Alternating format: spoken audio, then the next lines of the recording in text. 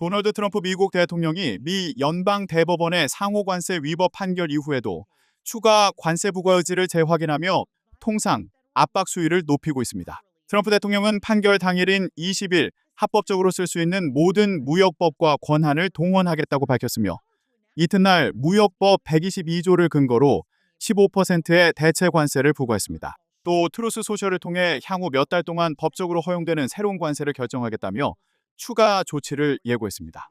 미국 안팎에서는 향후 관세 부과 근거로 무역법 301조와 무역확장법 232조, 관세법 338조 등이 활용될 수 있다는 전망이 나옵니다.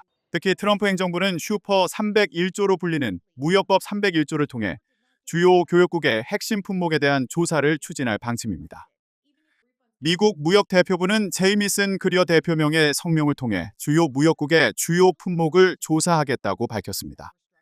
1974년 제정된 무역법 301조는 불공정 차별적 조치에 대한 보복 관세 권한을 부여하며 무역확장법 232조는 대통령 이국가 안보를 이유로 특정 부문의 관세 부과를 허용합니다. 또한 관세법 338조는 미국을 차별한 국가에 최대 50% 관세를 매길 수 있도록 규정하고 있습니다. 다만 이들 법은 적용 요건이 모호하고 조사 기간이 길어 의회 동의 없이 장기간 추진하기는 한계가 있다는 평가가 많습니다.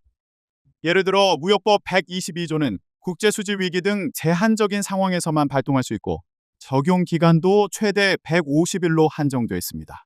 블룸버그는 150일 이후에는 의회 승인을 받아야 연장할 수 있는데 정치 지형상 승인 가능성은 낮아 보인다고 전망했습니다.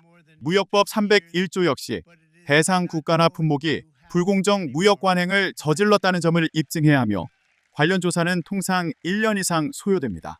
이에 따라 트럼프 행정부는 122조 적용 기한인 150일 안에 기존 조사 결과를 서둘러 마무리하고 추가 조사 착수에 속도를 낼 것으로 전망됩니다. 무역확장법 232조의 경우 국가 안보에 대한 위협 여부를 먼저 조사해야 하므로 즉각적인 관세 발효는 사실상 불가능합니다. 1930년대 미국 대공황 시기에 제정된 관세법 338조도 언급되고 있습니다. 관세법 338조는 미국 기업을 차별한 국가에 최대 50% 관세를 부과할 수 있는 법인데 조사 의무도 없고 기한 제한도 없습니다. 이 조항은 약 100년 전에 제정된 법으로 조항 자체가 지나치게 포괄적이고 모호해 실제로 적용된 전례가 없습니다. 현지에서는 사실상 사문화된 규정으로 보는 시각이 많으며 이를 근거로 관세를 부과할 경우 위헌 논란이나 외교 마찰이 불가피할 것이란 관측도 나옵니다. 정치적 부담도 변수로 꼽힙니다. 11월 중간 선거를 앞둔 상황에서 관세로 인한 물가 상승이 여론 악화로 이어질 수 있어 일방적 조치에 제약이 있을 것이란 관측입니다. 실제 미국 내 여론도 부정적인데 워싱턴 포스트와 입소스가 실시한 조사에서 응답자의 64%는 트럼프 대통령의 관세 정책을 지지하지 않는다고 답했습니다.